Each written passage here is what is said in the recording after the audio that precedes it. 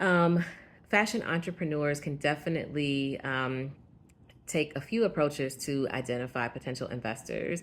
And I would definitely say that one of those ways is to be very engaged in the fashion industry. Of course, you want to engage with your peers, you want to gain information from them, and you want to share information with them.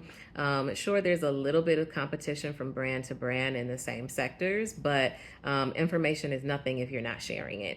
It's also nothing if you're not receiving it. So you want to be sure that you are able to engage as much as possible.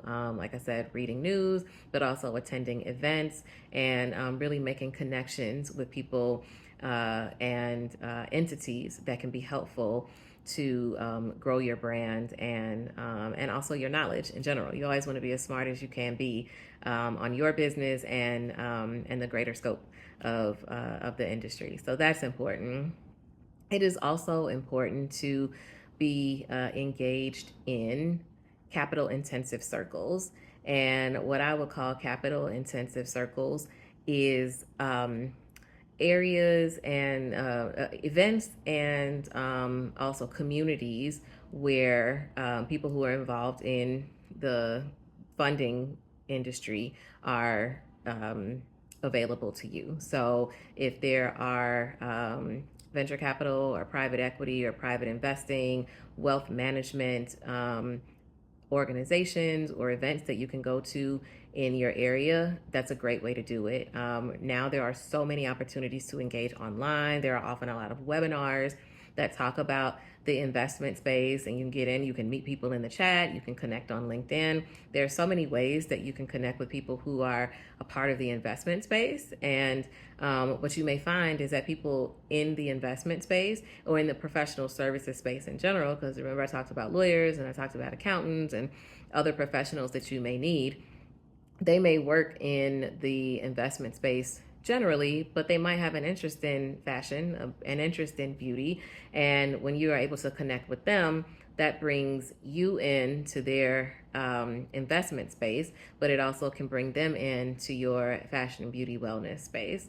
So relationships are everything. I could never stress enough the importance of relationships. So that is very important. Another thing I would suggest is being open to SPVs, special purpose vehicles. And those are entities that are created for a number of investors to invest in your business together.